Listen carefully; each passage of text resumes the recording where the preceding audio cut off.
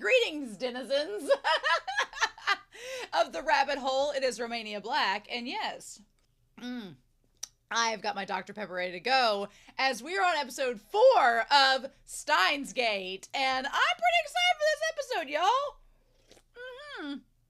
Excited indeed, because we have to talk about this episode. Now, I have some comments. As episode 1 has aired on Patreon, I've got some comments I want to go through with you all. And then I have a little bit from episode 3 of the English dub that I want to talk to you all about. So I'm pretty excited about that. But yeah, let's just dive right into it, shall we? So Visa Cake over on Discord was saying, and this is going to be a running theme throughout the entire show now because I can't get it out of my brain. But they were like, I just watched episode 1, and for the first time, Okarin and Mayuri are giving me like Zim and Gur from Invader Zim, if anyone knows. You have no idea, Visa Cake, the doors you've unlocked, the gates, as you would say, to how much we're going to talk about it, but I'm going to constantly refer to Mayuri as Gur from now on, because she's literally Gur from Invader Zim. That's what she is. I'm going to at some point do an edit, and maybe I've never made a short for YouTube before, but I think my first short will be Mayuri as Gur from Invader Zim. I think it has to be. I think there's no other way around it. So we'll see. We'll see. And then of course Okarin would have to be Zim. So that will never escape my brain. It lives rent free there from now on. So thank you, Visa Cake. I will now constantly think of Mayuri in every episode as Gur. So Raziel on Discord said, judging by the first episode, he has main character syndrome. I mean, he is the main character, but still. Yeah, I definitely think that there is some delusion with Okarin. He definitely has main character syndrome, for sure. Some people are trying to get me to look at the trope of Chunbyo. I don't want to look at that trope yet and do all of that because I don't want any clues, any hints, any spoilers. Maybe at the end of season 1, I'll go back and look at that article that somebody had posted. But for now, yes, Okarin has main character syndrome horribly. He believes everything is revolving around him. The organization's after him. He's got a lot of delusions. We'll just say that for now. But he's adorably delusional. Armin says, the fun fact, the reason why Okarin explains where Future Gadget Lab is in such detail is because all the locations in the show are based on real life places, and the buildings and streets look the same or very similar. The creator said they wanted to make the story as realistic as possible so that it could happen if they went to real life locations. Fun times! That's exciting. I love when anime decides it's going to base itself off a real location.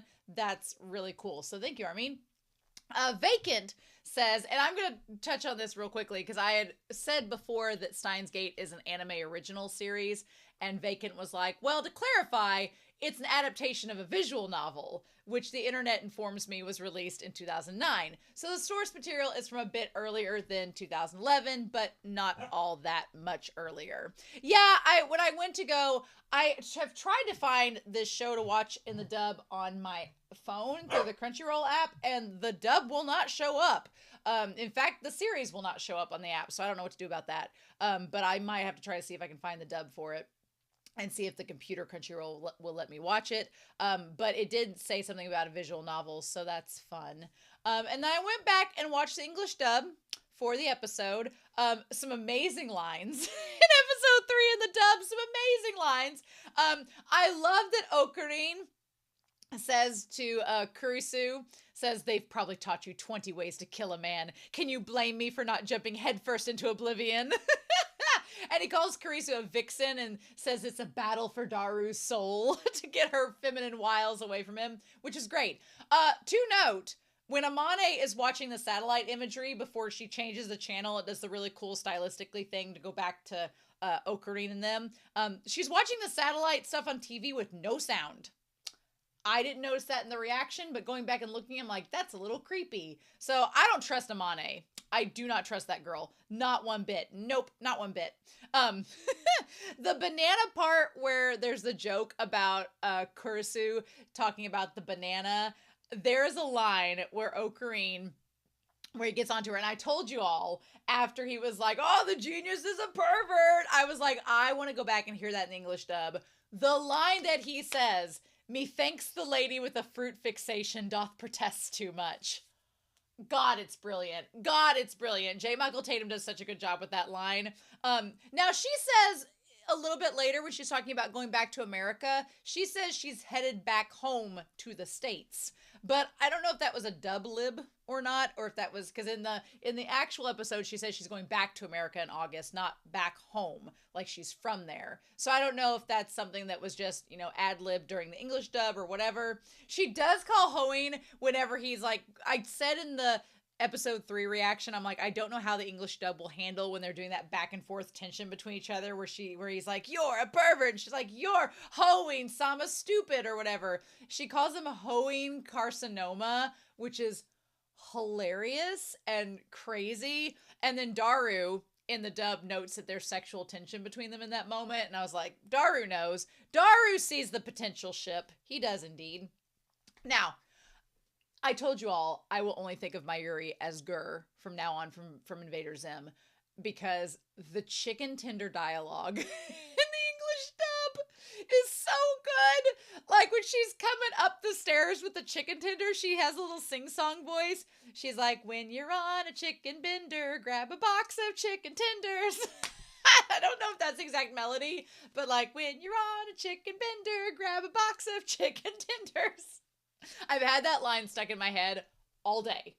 All day. Mayuri's dub voice is precious in episode 3. Absolutely precious, but she is Gur. And then it says, when Okarin is about to use the chicken tenders for the microwave experiment, he's like, Mayuri, will your chicken tenders heed the call of science? And she says, yes, chicken tenders taste best when you eat them with friends.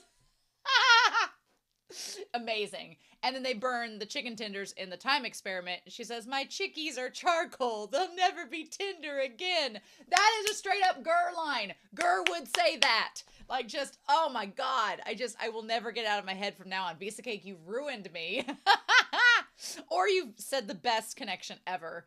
And then Amane, I wanted to see what she said in the dub whenever he gets a text message, and in the Japanese sub with the English subtitles, she says, oh, did someone die? And I was like, ugh. But here she says, oh, is that the Daily Death Report? And he's like, Daily Death Report? And she's like, oh, it's just something on the internet. I don't trust her. I don't trust her at all.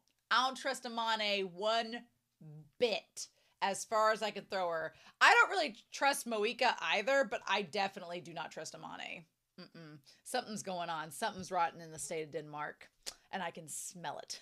So anyway, this episode was great. Episode 3 in the dub was wonderful, but things are getting crazy. The John Teeter, who I keep going called Titer, they call him Teeter in the English dub. He wants to meet up with Okarin. We'll see if that actually happens. And then they've been researching the Hadron Collider and discovered that there's this CERN report where some human was mismatched and is dead now. And there was Jellyman's report number 14. We don't know what that means.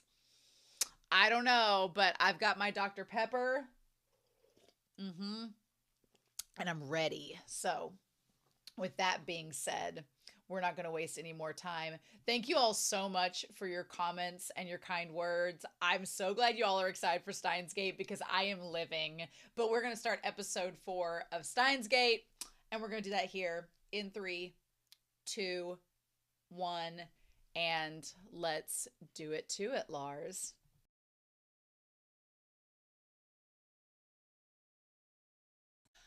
Curiouser and curiouser.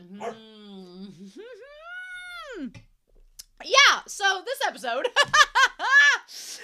oh man, Steins Gate is getting really addictive. I'm really getting addicted to this show because the last couple episodes, it's like, oh, you're onto something. Oh, and I don't know if we're just diving into the madness with Okarin and slowly it's infecting us and we're going to be as crazy as Okarin by the end of this series. But this episode, I was like, oh, that's all adding up and that's connecting to that. But then I was like, Okarin, why are you not reacting to this one thing that seems like it might be important? So we need to note some things and some weird coincidences and some things that are getting set up in this episode that may come down the pipeway and have like significance later on. I don't know. So yeah, we need to establish that. So So yeah, let's talk about this, shall we?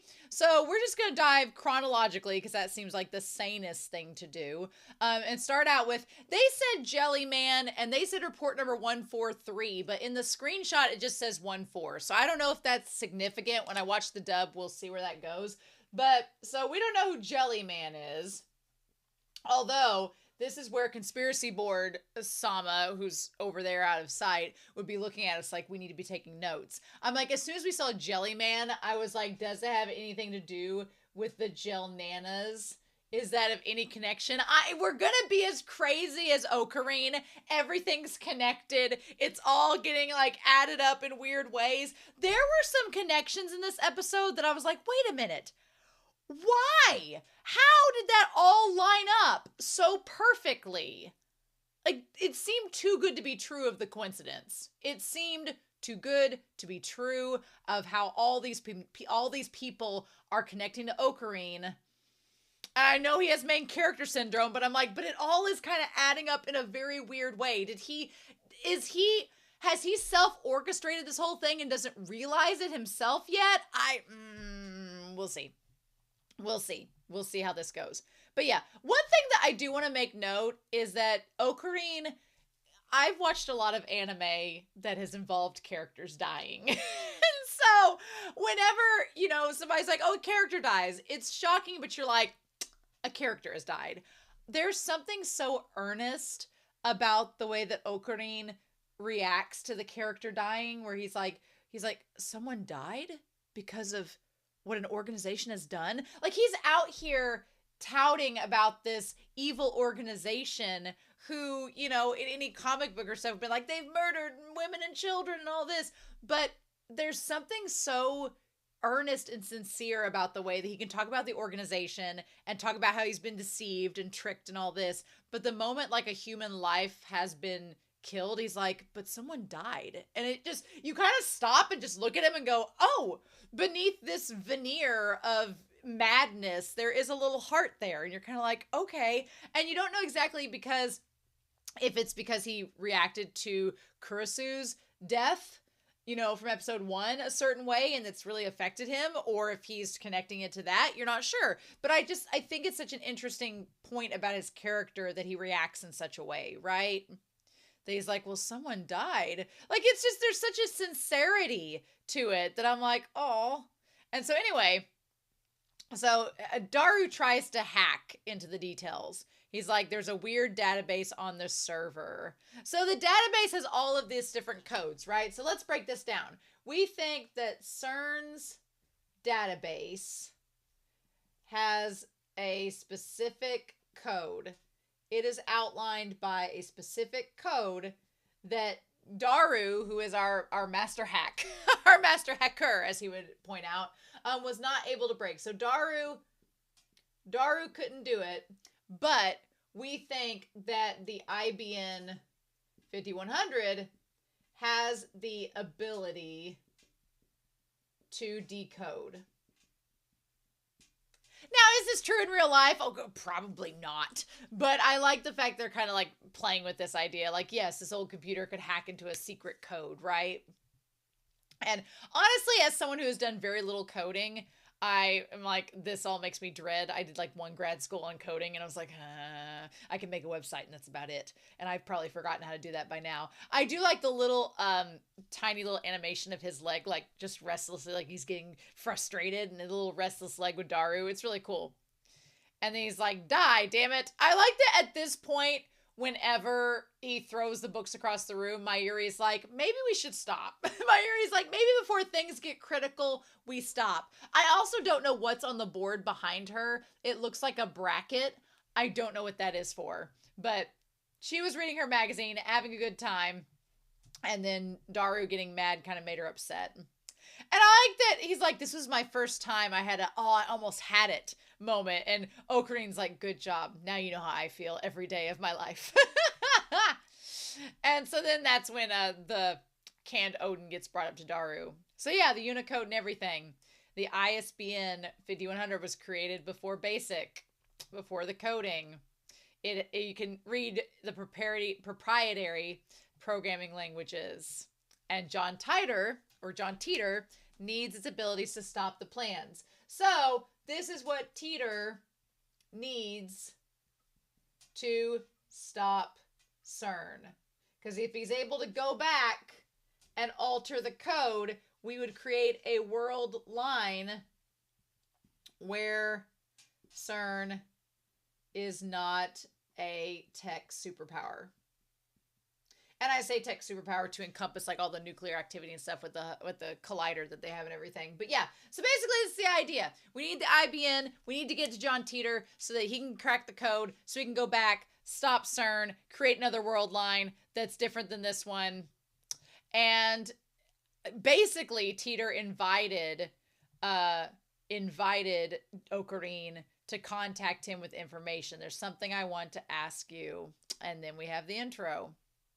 So yeah, so let's get into this. Interpreter Rendezvous is what this episode is called. Although hearing that title, I thought they were going to meet Teeter in this episode.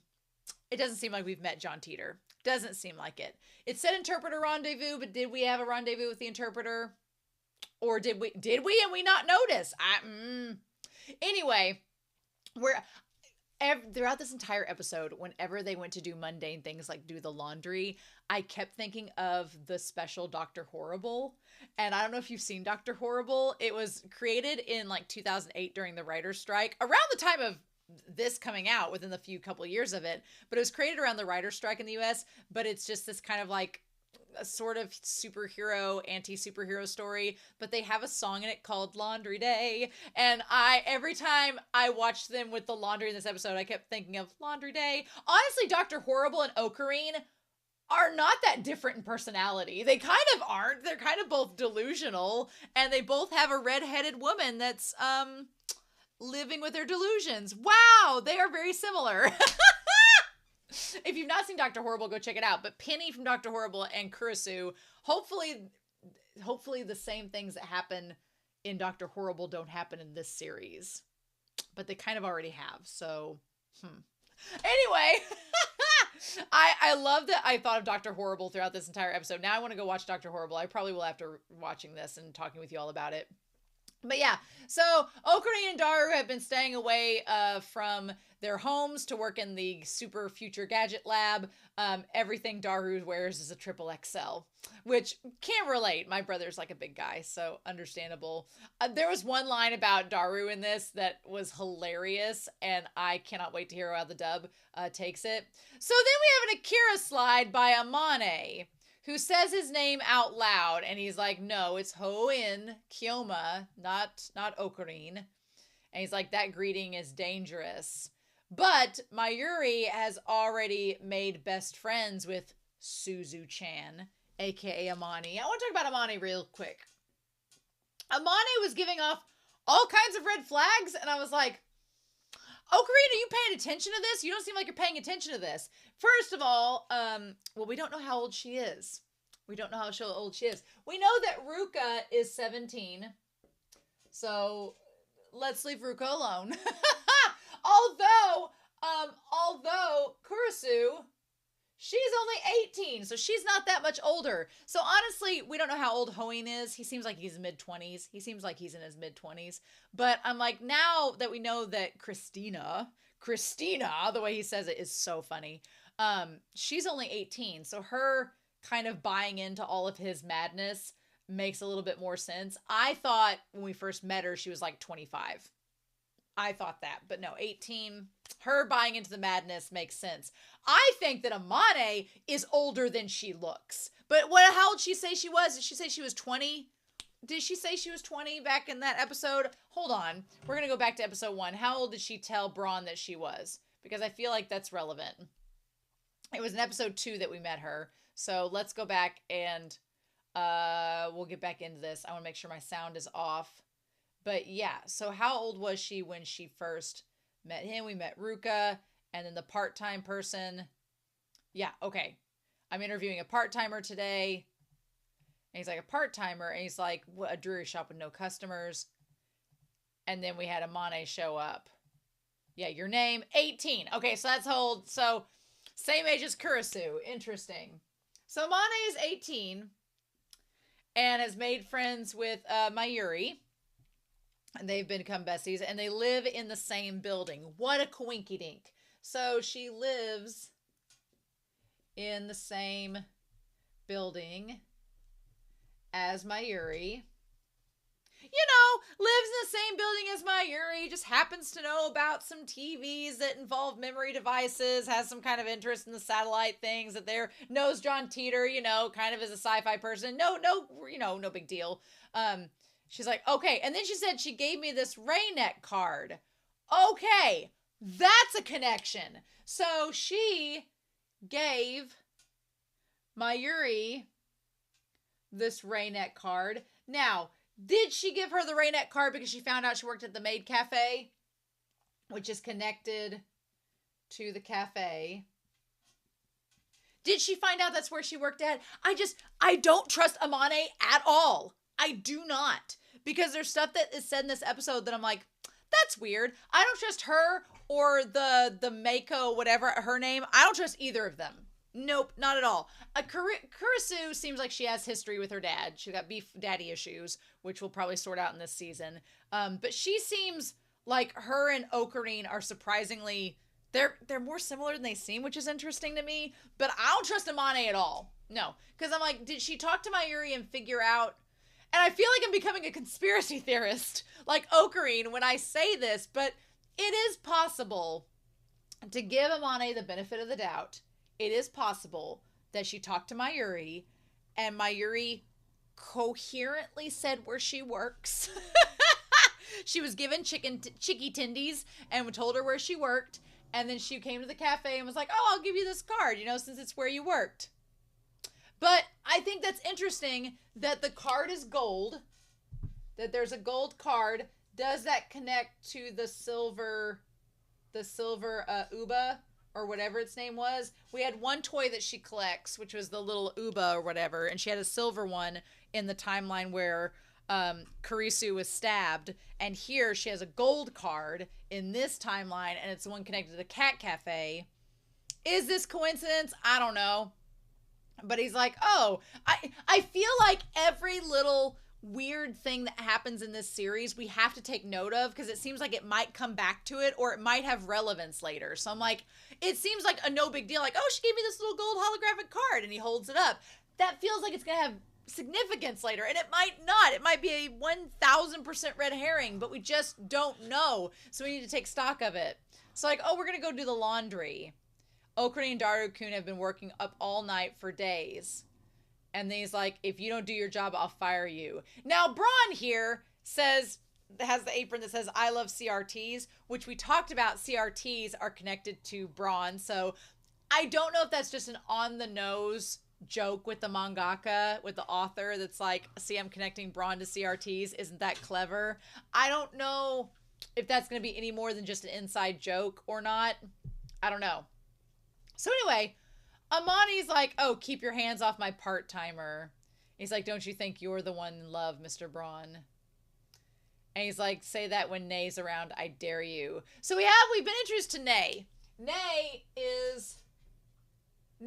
is Braun's daughter, who for some odd reason Okarin calls a squirrel.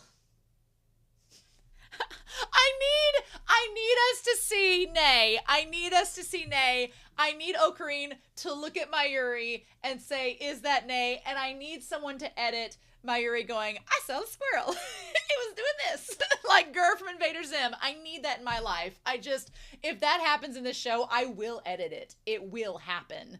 But, oh my God. He's like, I'll kill you. He's like, the little squirrel, don't call my daughter a squirrel. Okay. So we'll see. He's like, how could I be in love with a little kid like that anyway? Well, good on you. Good on you, Okarin. You dodged a creepy bullet. Good job. And that's when Amane's like, I'm not a kid. I'm a grown-up and a soldier. I'm sorry. She just said she was a soldier. And Okarin, who has been on about this organization that could be doing espionage, that could be killing people, that could be possibly, a problem and be in his back door. He does not respond at all to Amane saying that she's a soldier. Does not respond at all to that. She says, I'm a grown-up and a soldier. Which, here's the thing. She said last episode, when he had somebody text, she's like, oh, did somebody die? And then in the English dub, she talked about a death report. I'm like, she could be a actual soldier. What if she's a mercenary? I don't want to be a conspiracy theorist. And I don't want to, we've called Okarin somewhat delusional since episode 1. But it is kind of weird to me as the viewer that Amane has this kind of, she's been shown to have this fascination with the satellites. She's been on the server with John Teeter, so she's been seeing Okarin's comments, whether she knows it's him or not. We don't know for sure, but she's been seeing the dialogue. She's been on the channel. She said she was a soldier. She was talking about a death report. She's clearly a mechanic and has some skills, and she's camped out at Mayuri's home, living there while also working here right next to him, and has been eavesdropping on their conversations. That is just, if you were going to be suspicious about anyone having ties to any organization, it's her. She's the one that you should be suspicious of. And yet when she says that, they're like, oh, I like that look, part-time soldier. Always remember that look. And someday you'll change classes and turn into a true soldier. And then Amane's like, but I'm already a soldier. And nobody does anything about it. Like, Okarin writes it off like it's a joke. And I'm like, what? And then she says bye and goes in. And then we go back to Mayuri with the hand up against the sky. I feel like that was very important and we just glossed over it like it was nothing. Like, I'm a soldier. You should probably take note. I could be working for the organization that you're afraid of. And he writes it off as a joke. I don't know. Maybe it's a giant red herring. Maybe it bears no significance to the plot. It just was a moment I was like, what? Should we not pay attention to that? Instead, we're going to take time and talk about Mayuri's gesture. I love when she's just sitting there, like, her hand up against to the sky, and he's just like, and says, yes, that's Mayuri. It's a Mayuri habit. I'd taken to calling it the Stardust Shake Hand. What is this, a JoJo's Bizarre Adventure arc, sir? So we might as well write it down. There are things he points out in this episode that I'm like, should we be giving it importance? Should we be giving this relevance? Or should we be giving relevance to the part that he's casually glossing over like it's nothing? But Mayuri has the Stardust Shake Hand that she has done since the first episode. So I'm like, are all of the world lines? You know what's interesting? In the OP, you had Mayuri. You got a clock, right? You have Mayuri with her hand facing upwards towards the stardust, whatever. And in the OP, Kurase has her arm going that way like the other clock. Is that significant? Is it coincidence? I don't know. This series is making me question everything. So who knows? But she has had her hand in that, even at the gravesite from the beginning. I was wondering if I could reach the stars. Mayuri definitely feels neurodivergent in a way to me. But I do love this part here. We don't know the significance of her by the grave. Someone's died, probably her parents. Did Okarin take her in after her parents died? I don't know, because he saw that she needed support. He could have, because, Okarin's delusional, for sure. But he's not a mean person. He's a kind person. He's just kind of wrapped up in his delusions. And he's like, well, you can't even see the stars. And she says, well, even in the daytime, they're still there. Which, to me, is an allusion to the fact that, there's all these other parallel worlds or these other world lines. Just because you can't see them doesn't mean they're not there. And in that frame that he's telling her this, there are electrical lines going across the screen, like imagery right there. It just feels symbolic. It feels like it should be noted, right? I don't know. Meanwhile, we go to Christina. who has let her clothes and herself go in the midst of questioning this time machine. A cell phone malfunction is a real possibility, but I saw that banana. The phone microwave, name subject to change, is a time machine. Love it. The hell it is. So maybe her dad has something to do with the time machine and her thoughts about it. So we're going to put Kurase over here. I'm going to put her over here. Kurisu, aka Christina, is going to go over here. She's clearly staying in a hotel with her laundry bag and everything. And then we have, this is my favorite line of the episode, because there's Ferris. We find out that the pink-haired girl's name is Ferris. I was skirting along with that the last couple episodes, because when Daru kept getting mad at Okarin, being like, don't flirt with Ferris, I was like, is that the pink-haired girl? It is. So she's, you know, playing in a maid cafe, playing the character. And she's like, why did this happen to you? And Okarin's saying, I'm closing the lid. Daru is like the universe, constantly expanding. What a shady backhanded compliment. Oh, the shade of it all. So anyway, that's when he gets a text message from Shining Finger. And he's like, he told me to message him. Okay, so there's things happening with both Moika as well as John Teeter. So it says, tell me how to reach the super hacker from Moika. I don't know about Moika either, because Moika seems crazy too. She was super quiet and like non-confrontational when you saw her in person, but her text messages are highly aggressive. So I don't know what to make of that. So we have Moika texting. Moika is wanting to find Daru. Meanwhile, he's like, John Titor told me to message him. Tell me how to reach the super hacker. And he's like, enough already. Then it has a new message, and John Teeter says, are you for real?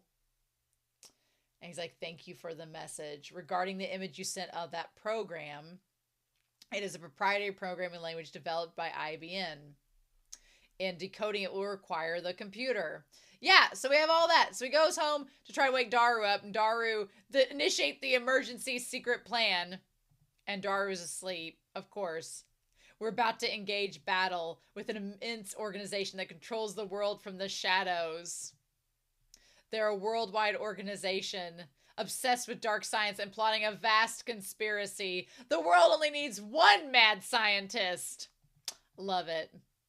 So what's interesting is that at some points he recognizes CERN as the organization, but then in other breaths, he doesn't want to say CERN's name or that they're the organization. He goes back and forth. At first, he doesn't want to tell Kurisu who they are. Then he tells her who they are. And then he just doesn't acknowledge it again. It's like Okarin picking a lane is not possible. He just cannot stay in one lane in this series.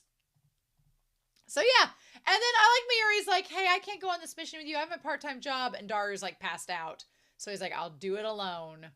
But who shows up but Kurisu? So, okay, Shining Finger, who is Moika, says, subject matter, I'm sorry if I'm bothering you.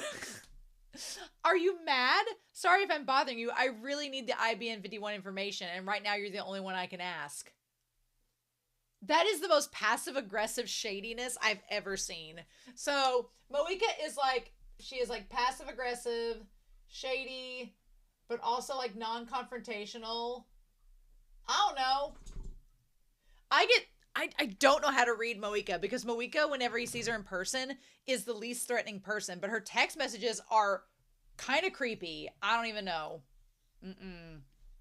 But, like, why does she need the information? Why does she need the IBN 5100? That doesn't make any sense either. So, meanwhile, then we get him meeting up with Kurisu again. He's like, oh, assistant. And she's like, no. When he grabbed her, like, shoulder and she got mad, she got, like, upset with him as well when he grabbed it again. So I'm like, is that related to where she was stabbed in the previous world line? Seems like it could be. The jacket's shoulder. I'm like, girl, it's like, let's both do our best. I don't have any real information. How about you? So it seems now she's trying to, like, coerce information from him to work together, but we don't know why. Why does Moika, Shining Finger, want the information? So why does she need it? I mean, John Teeter makes sense because he's trying to go back and save the past theoretically, but why does she need it? Is she working with the organization? Is she working with CERN and she's trying to counterbalance it? It's so crazy because there's a part of you that's like, he's making all these up, making these connections, and it's not as big of a deal as he's making it out to be. But then everything's adding up in weird ways, and you're like, but it kind of makes sense. And it's like, but I feel like Christina's like, I don't want to believe any of this, but he's making connections, and that's kind of weird, and my curiosity is getting the better of me, and I want to know what's going on. So, and he's like, oh, useless. She's like, why are you glaring at me? And he's like, oh, well, don't worry about it. It's not your fault. And he's like, I'd rather you not blame me for your own problems. So he talks about how Mayuri was upset, and he's like, well, you're too old to act like a kid. And she's like, well, you're the last person I want to hear that from. And so then he's like, it's simple. Stop sulking and come back to the lab and work, Christina. I'd like you to at least stick to calling me one thing. And he's like, well, I love he says Christina or the zombie. Miyano Mamoru is amazing in this episode. He is absolutely amazing. I love him. We're only 4 episodes in. I am living for his voice acting in this. So she's like, how did I get involved with you? I want to punch myself for giving in to my curiosity back there. And he's like, well, are those messages that annoying? He's like, yes, you wouldn't believe it. So he's wondering if Moika is an organization agent, which could be. Moika could be, but I think, honestly, if anybody's an organization agent in this series so far, I feel it's Amane. I feel if anybody's a secret agent, it's Amane. There's too many weird things adding up with her that are purely coincidental, but like in a freaky way. So I don't know. I feel like Moika is the red herring. I feel like we're meant to be suspicious of Moika because her text message tone does not match her in-person tone. But also in this series are maid cafes and people pretending to be things that they're not. So, you can't judge a book by its cover. Moika may just be like introverted and super socially awkward, and that just might be her thing. I feel like we're meant to believe she's someone we can't trust, but the reality is I think Amane is the one we can't trust. I don't know. I just get that. I just get a vibe. I get a vibe. And he's like, they're controlling the worlds from the shadows. And then she says, well, that's just a conspiracy theory. Thank you very much. And she stops. So I wonder if her dad, are we going to get into the Freudian thing where Okarin reminds Kurisu of her dad? Are we going to get into that Freudian slip? Are we going to get into that psychological thing? Because she talks about conspiracy theories, but then she also talks about her dad and how her dad believed things. So was her dad killed by CERN? Who knows? But yeah, Okarin's like, I don't understand. And she's like, really? It's nothing. She's like, I'll hit you if you ask me more questions. And he's like, well, I was not asking anything, actually. After we recover the laundry, I'll give you your mission. I just love how mundane and domestic parts of it are. And then she's like, laundry. So she talks about staying at the hotel, but she didn't want to send everything to the cleaners. And then they go through here. Again, this was reminding me of Dr. Horrible so bad. The answers lie in components we find most natural. Okarin finding ways to connect back to his crazy theories, even in a place like a laundromat, is just, it's genius. So he's like, who would expect that hooking a cell phone to a microwave would make a time machine? She's like, it's not a time machine. That was some kind of mistake. And he's like, they only exist in science fiction. And she's like, I'll have no part of it. He's like, well, why do you try so hard to deny what you saw? And he's like, could it be some kind of past trauma? I like the Okarin's like, do you have some kind of traumatic event that you don't want to talk about? And it's like, well, you should ask her about it if that's the case. And then he's like, it happened when she was 5. Some of his delusions are hilarious. Struck by lightning on the grassy plains of Arkansas. Of Arkansas. To be fair, getting struck by lightning on the grassy plains of Arkansas would not be unheard of. So the geography checks out. I just like the idea she's from Arkansas. Crazy. She's like, no, I wasn't. And she's like, I told you it's theoretically impossible. And he's like, well, theories are nothing more than words. Are you going to deny what you saw with your own eyes? I love that. I love theories are just words. Love it. Which he's been spouting a lot of theories off in this. And he's like, why are you being so stubborn? She says, I refuse. I don't want to make the same mistake as my father. And it's like, we got into dad issues real quick in this series. Real quick. So who's her dad? That's the question. Who's the dad? What mistake did he make? She seems bound and determined to prove the time machines aren't a thing. Did he get involved in CERN? Did he get to where he knew too much? Was he taken out? Was the reason she was targeted in the first world line because she's connected to him? I don't know. That could be. And she's like, oh, I'm sorry. I got emotional. And then Okarin's like, well, and he starts laughing like a madman, you know, saying, don't worry. I deliberately provoked you to see what you would do. I was expecting her to kick him in the balls. I really was in this. Because she looked like she's about to, and then he gets really nervous, like, oh, no, don't actually hurt me. Sorry. The phone microwave is not a time machine. And so then Okarin's like, you know what? Did I strike a nerve? I might have struck a nerve. If you don't want to be a part of this, it's fine. I'm not going to force you to join. You don't have to come anymore. But I will tell you this. No one else. I love that Okarin feels like he struck a nerve and really hit a point where she might leave again. And he takes this opportunity instead of having a genuine, real conversation with her to make a dramatic parting speech like no one else will ever have the title of lab member number 4. The number will be yours forever. And she's like, I hate you. And then he tries to leave dramatically. And she's like, you need to stay and get your laundry. And he's like, I had this great parting speech. Love it. Love it. You should reflect on your thoughtless actions. Okay. So then he tells her about the IBN and all of that. And I do love the framing of him in the shadows and her in the light. Again, this show's animation is great and they frame things so well throughout it. It's connected to CERN's secrets. CERN is researching time travel and to decode their secret program. We need the special functionality. I also love the animation on Kurisu's face because it goes from like disbelief to confusion to audacity. She's just like, what? You think this IBM computer is going to do what? And she's just so floored by it. It's great. So he's like, and then she snorts and is like, I'll show you, just wait. She's like, she seems to know what the IBM computer is. And he's like, well, I told her she wanted to know. These two. Meanwhile, okay, so I want to go back to this scene. In the makeup room, as they're getting ready for whatever the hell we just watched with Ferris, Mayuri, using Gur logic, is telling her what it is. She's like, yeah, it's an old PC. And it costs like 5,100 yen, which is not it at all. But she says 5,100. Well, maybe. My thing is, I don't think that Ferris is also Amane. I don't think that that's okay, because her eyes, I want to go back to her real quick. She has, I mean, it could be that she has pink eyebrows, but she has dark brown eyes, right? And she's wearing a wig the whole time, right?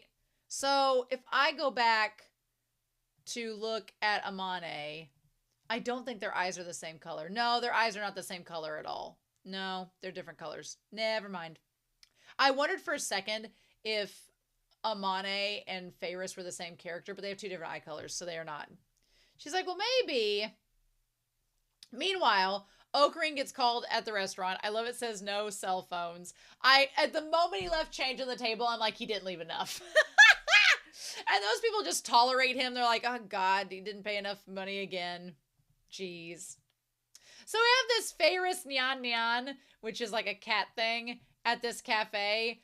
And Okarin is just utterly disturbed by what he's watching. He calls it a space-time distortion. God, if he sees a furry, heaven help us.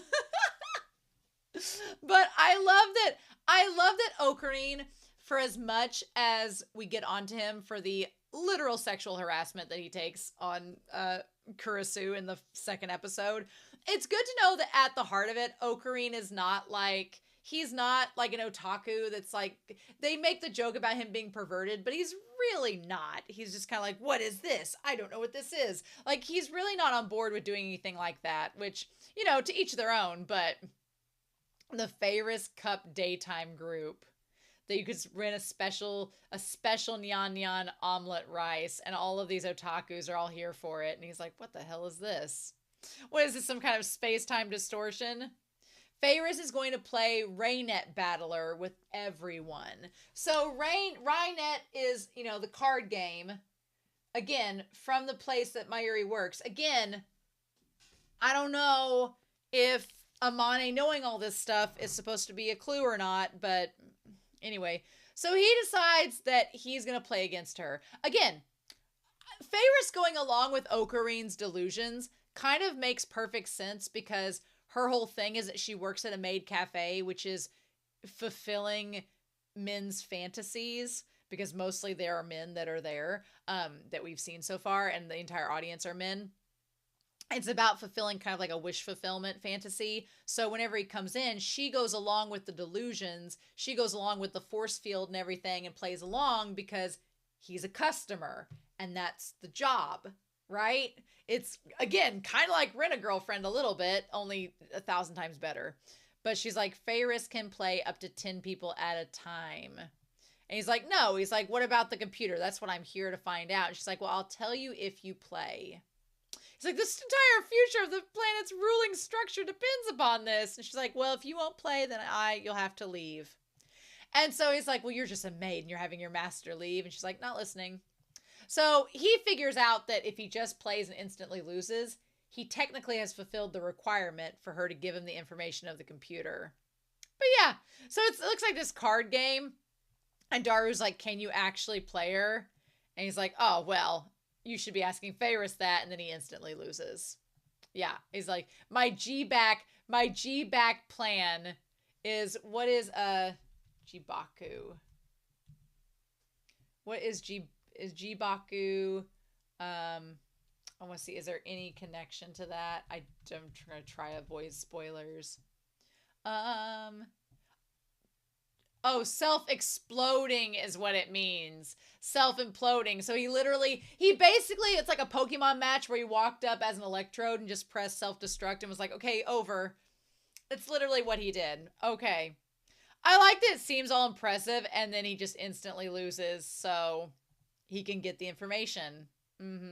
If I participated, you would tell me what you know. He's like, I never cared about winning. It was all part of my master plan. I mean, I'll give Okarin credit. That's smart. Instead of playing this harrowing battle, just lose instantly so you can get the information and go. Smart. Brilliant or cheating, one of the two. I think it's actually brilliant. I will give him that. So then he asks where the IBN is. And she's like, I'm sure when I was little, my dad had one, but it's gone now.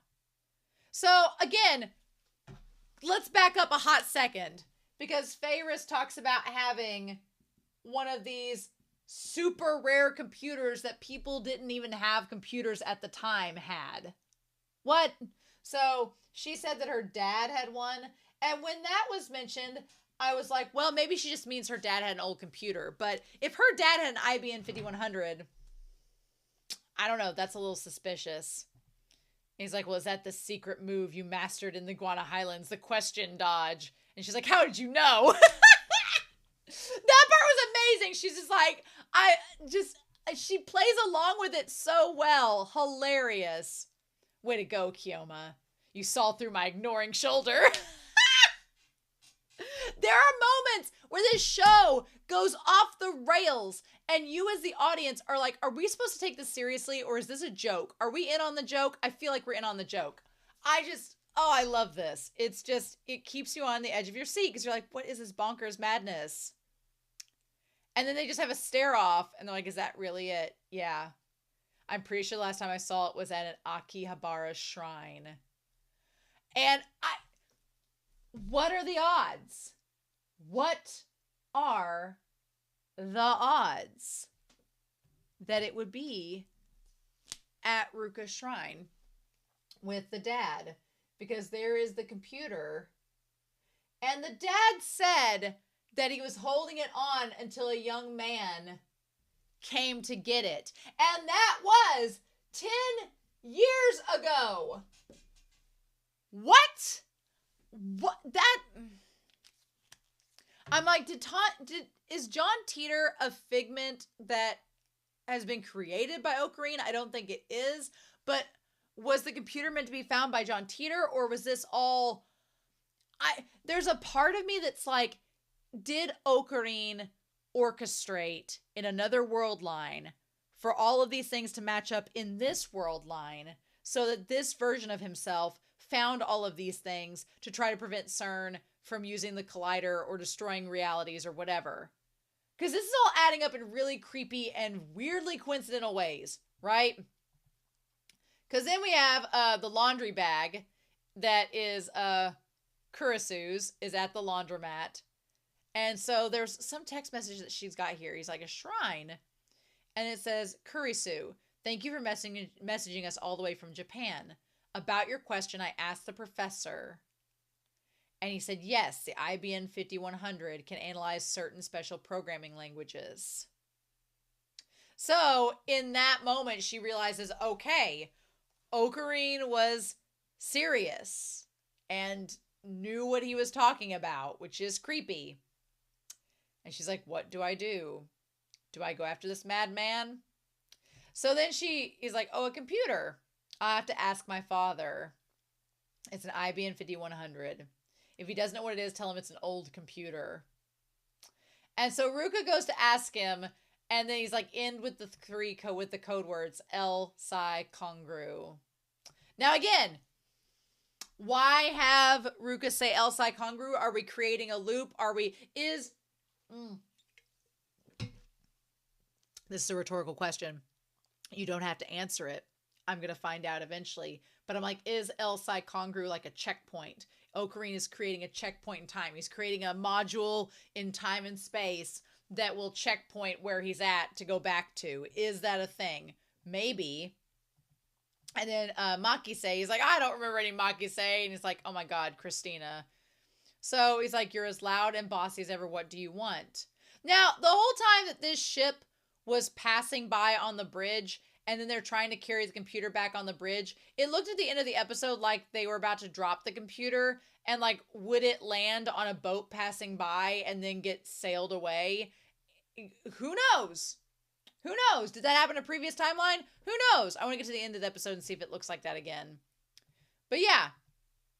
He's like, I'm heading to the shrine. And then he's like, what was that? Harassment? Was that harassment? I mean, you're one to talk. But yeah, so, it's like, no one called me, no one called you, and then Ruka shows up. I asked where you were. So here's the thing.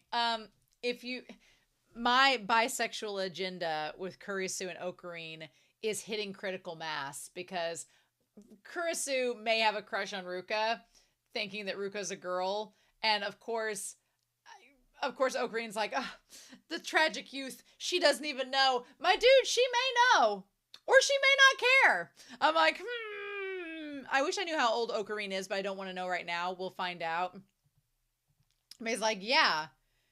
And he's like, what kind of introduction is that? I love it. So yeah. And then, oh, you look like a grown-up, Makise-san. Oh my gosh, Ruka is amazing. I love Ruka. So cool. So the dad takes him into this shed and said someday a young man would appear who needed it. So take good care of it. And it was 10 years ago.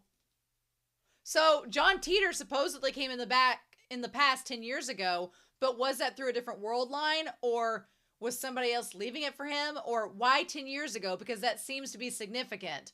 It would match up with the year 2000. So There's something there. There's something there. And the crazy part is Okarin goes into these big, long, delusional speeches about things that end up going nowhere. But then we, the audience, are hearing things that we're like, shouldn't you talk about that? Isn't that a coincidence? Shouldn't you say something about it? And then he doesn't make the connection. And it's like, okay. Yeah, it's fate. He does say the choice of Steins Gate. Okay, the choice of Steins Gate. I also was going to talk about this because I mentioned back in episode 3 that Stein means stone, and it's like a Stein, it's a Stein semicolon and then gate. So it's like a Stein and gate, so rock and gate. It could also be like, what if it's like Steins is the foundations? So like the foundations of all of the world lines, and then Steins Gate is being able to travel between the world lines. Maybe there's something there. I don't know. We'll see. But yeah, he's like, this is the choice of Steins Gate that we've been brought here for this information. So yeah, there's the portable computer. Portable computer that weighs about 50, 60 pounds. So yeah, also love the dad and Ruka seem to have a great relationship. Nice, awesome. And so the dad was gonna get a cart for them, but instead, I'm gonna be really honest with y'all. I've also been watching some very grim series that do some crazy things with wide shots. When he was like going to get the cart and disappears behind the statue, and Kurisei is like, oh, you have a nice father. It's like, oh, you think so? And Okarin's like, does Kurisu have daddy issues? We may never know. But then the dad shows back up and says that the cart is broken. I thought something was going to like take him out in that moment. I don't know. The wide shot was weird. It looked kind of creepy. So instead, they're going across this railing with the computer, like propping it up on the railing so they can scoot it along, which is a smart idea because it's freaking heavy. Or maybe they're not propping it up against the railing. Maybe they're just trying to carry it beside it. Like, why? Then there's the bridge. If you carry it like that, I'll have to walk backwards. And we have this Route 17 sign and everything. And it's like, I can't do this walking backwards. Thanks for the words of support, but no. And then it looks like I suggest we walk sideways. Actually, we need to. I'm going to trip. And it almost looks like they're about to trip and fall with it, but maybe they get it back to the apartment. I don't know. Maybe they get it back to the apartment and it's fine. I'm like, it didn't feel like a cliffhanger. Maybe it just the way that it was shot made it look like the box was going to fall into the water or something crazy was going to happen to it. But there's just a lot of coincidences. There's a lot of coincidences. Like Moeka wanting to know the information about the IBM computer is weird. Why does she want to know that information? We don't know. We've not been told that. The fact that Feyris knew about the computer from her dad having one and it ending up in the shrine is weird. That's a coincidence that ties into this, oddly enough. The fact that Kurisu has some dad that might have been made mistakes with time travel and his theories about it, who knows? That's weird. The fact that the whole thing of them having the computer in the shrine and it being told to take care of it 10 years ago, that's weird. But Amane is the weirdest part. Amane is the weirdest, like, she's giving off all these things like, maybe we should pay attention to her. Maybe she seems like she has some red flags around her. And Okarin just shrugged it off like it was a joke. I feel like I am as crazy as Okarin watching this series. I feel like it's just slowly melting my brain. Whiteboard Kun and I are having a brain melt. And this episode didn't really go into anything crazy. It was just a setup episode. It was a straight up setup episode, this whole thing. And I've talked for nearly an hour about it regardless. Anyway, okay. Fine. Episode 4 was wild, but I'm really curious to see what we're going with this. I like the fact that Kurisu she's curious and she's like, well, I'll just see how this plays out. I don't know, girl. I don't want you to be in danger, but I just don't know. Anyway, I want to make so many edits of Mayuri as Gur, but I might just hold back. But if you see shorts on the Discord or on YouTube, just know it's me being inspired. So If she starts singing the Doom song, then it's all over, right? Anyway, I'm super excited to hear your thoughts down below. I hope you all have a wonderful week. Please stay safe, take care, and yeah, Whitebird, Coon, and I, we shall return with information from the dub episode of this. If I can find it, I'm sure I will. And more of Steins Gate. See you then. Bye.